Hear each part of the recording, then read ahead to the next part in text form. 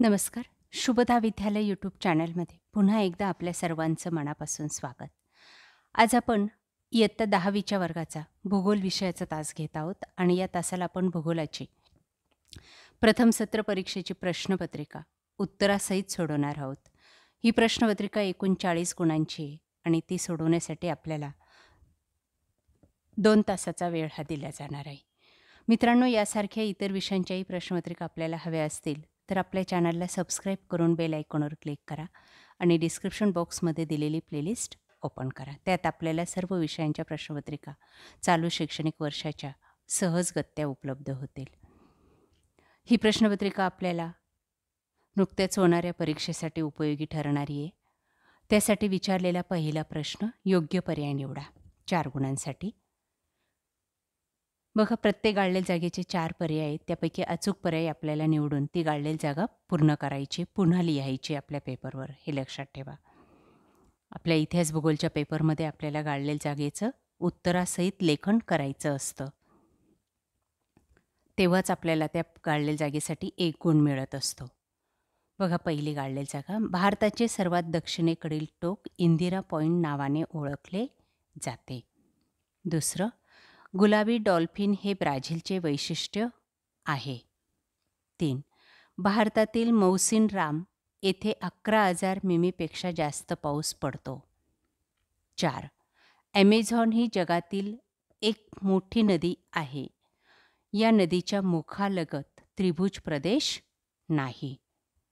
दुसरं, योग्य जोड्या जुळवा 4 गुणांसाठी. मॅनस ड तापमान कक्षेत फारसा फरक नाही. राजस्थान क कमी पावसाचा प्रदेश. नवी दिल्ली ई भारताची राजधानी. सांबा ब ब्राझीलमधील नृत्यप्रकार. या प्रकारे अचूक जोडी आपण ब गटामध्ये लिहायची आणि जोड्या कंप्लीट करायच्या आहेत. अ गट ब गट आपल्याला दुरुस्त करून लिहायचं आहे, तेव्हा 4 गुण मिळतील. प्रश्न तिसरा, एका वाक्यात उत्तरे लिहा 4 गुणांसाठी. पहिलं, ब्राझीलचे स्थान कोणत्या गोलार्धात आहे? उत्तर आणि पूर्व गोलार्धात. दुसरं, क्षेत्रभेट म्हणजे काय? एखाद्या ठिकाणास प्रत्यक्ष भेट देऊन तेथील भौगोलिक व सांस्कृतिक घटकांची माहिती मिळवणे म्हणजे क्षेत्रभेट. तिसरं, गुजरात किनारपट्टीवर कोणती आखाते आहेत? कच्छ व खंबातचे आखात. 4. ब्राझीलमधून कोणकोणती महत्त्वाची अक्षवृत्ते जातात? विषुववृत्त आणि मकरवृत्त. 5. हिमालयाच्या क्षेत्रात कोणत्या स्वरूपाचा पाऊस पडतो? प्रतिरोध स्वरूपाचा. प्रश्न चौथा, नकाशा आराखड्यात माहिती भरायची आणि सूची तयार करायची 4 गुणांसाठी.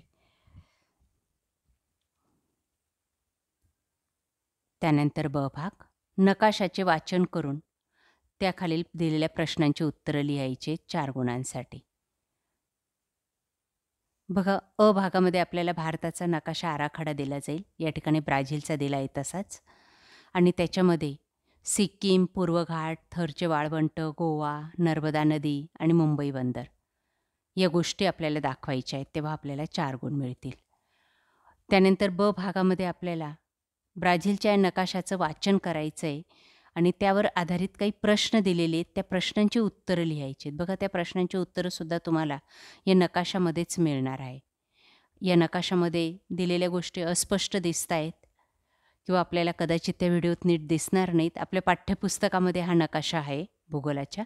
ब्राझील वार्षिक सरासरी पर्जन्यमान आणि तापमान. त्या पुस्तकाचा वापर करा आणि त्या ठिकाणी नकाशा पाहून या विचारलेल्या प्रश्नांची उत्तरं अचूक लिहा. बघा, पहिला प्रश्न, नकाशातील समताप रेषांचा विचार करता ब्राझीलमधील सरासरी तापमान कक्षा किती आहे? 18° ते 28°. बघा, या ठिकाणी कोपऱ्याला अंशाचं ठिकाण दिलेले, त्यावर आधारित आपल्याला ते लिहायचे.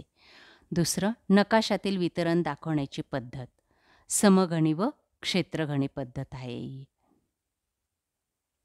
तिसरं, ब्राझीलकडे कोणकोणत्या दिशेने वारे येतात? ईशान्य आणि आग्नेय दिशेने. वाऱ्यांचा ॲरो पाहायचा आहे आणि त्या दिशेने ते वारे लिहायचे आहेत. पुढचा प्रश्न, ब्राझीलमधील कोणत्या भागात जास्त पाऊस पडतो? ॲमेझॉन नदीच्या खोऱ्यात. ब्राझीलमधील कोणत्या भागात सरासरी तापमान कमी आहे? विषुववृत्ताजवळील प्रदेशात. प्रश्न 5वा आपला असणार आहे 6 गुणांसाठी. भौगोलिक कारणे लिहा, कोणतेही 2. 4 दिलेले आहेत. बघा पहिलं, ब्राझीलमध्ये नियमित हिमवर्षाव होत नाही. दुसरं, ब्राझील देशास जगाचा कॉफी पॉट म्हणतात. तिसरं, पूर्व किनाऱ्यावर नैसर्गिक बंदरे कमी आहेत. आणि चौथं, ब्राझीलमधील वर्षावनांना जगाची फुफ्फुसे म्हणतात. त्यानंतर 6वा, रेषालेख तयार करायचा आहे आपल्याला दिलेल्या माहितीच्या आधारे. वार्षिक सरासरी पर्जन्य दिलेले 6 गुणांसाठी आलेख पेपरवर आपल्याला हा नकाशा काढायचा आहे आणि दिलेल्या प्रश्नांची उत्तरंसुद्धा लिहायची आहेत. बघा प्रश्न काय आहे, ब्राझीलमधील सर्वाधिक वार्षिक सरासरी पर्जन्याचा प्रदेश तो आहे ॲमेझॉन नदीचं खोरं, कारण की तिथं सगळ्यात जास्त 2000 आहे. ब्राझील उच्चभूमीतील पर्जन्याचे वर्णन करा. आता ही उच्चभूमी 600 मिलीमीटर पाऊस पडतो पर्जन्य, त्याचं वर्णन करायचं आहे 2 गुणांसाठी. ब्राझीलमधील सर्वात कमी पर्जन्याचा प्रदेश तो आहे ब्राझीलची उच्चभूमी. या पद्धतीने या प्रश्नांची उत्तरं लिहायची आहेत. किंवा आपल्याला एक आकृती दिलेली आहे, तिचं वाचन करून विचारलेल्या प्रश्नांची उत्तरं लिहायची. ही आकृतीसुद्धा तुम्हाला आपल्या पाठ्यपुस्तकामध्ये मिळणार आहे. तिथं ती बघा, दिल्ली, कोलकाता, मुंबई आणि चेन्नई या ठिकाणचा आपल्याला आलेख दिलेला आहे तापमानाचा 4ही देशांचा, आणि त्यावर आधारित काही प्रश्न विचारलेले आहेत. बघा ती प्रश्न आणि त्यांचे उत्तरंसुद्धा या ठिकाणी मी तुम्हाला दिलेले आहेत. दिल्ली व कोलकाता यांच्या तापमान वक्रात कोणते साम्य आढळते? उंची जानेवारी ते मेमध्ये वाढते आणि ऑगस्ट ते नोव्हेंबरमध्ये कमी होते. हे साम्य आहे. दिल्ली, कोलकाता, मुंबई, चेन्नई या 4 शहरांची किमान तापमान कक्षा. दिल्लीची 6, कोलकात्याची 9, मुंबईची 16 आणि चेन्नईची 21. 4 शहरांपैकी कोणत्या शहराची तापमान कक्षा कमी आहे? चेन्नई. त्यानंतर 4 शहरांपैकी कोणत्या शहराची तापमान कक्षा जास्त आहे? दिल्ली.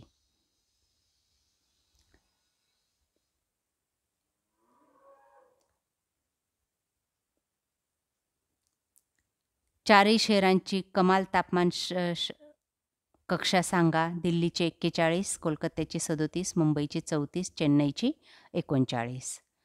4 शहरांचे सम विषम हवामानात वर्गीकरण करा. सम हवामान मुंबई आणि चेन्नईचं आहे, विषम हवामान दिल्ली आणि कोलकात्याचं आहे. या पद्धतीने अचूक उत्तरं लिहिली की आपल्याला 6 गुण मिळतील. प्रश्न 7वा आपला असणार आहे 8 गुणांसाठी. सविस्तर उत्तरे लिहा कोणत्याही 2 प्रश्नांची. बघा पहिला प्रश्न आहे, भारताला व ब्राझीलला कोणत्या पर्यावरणीय समस्यांना तोंड द्यावे लागते? दुसरा आहे, भारत व ब्राझील या देशामधील हवामानाची तुलना करा.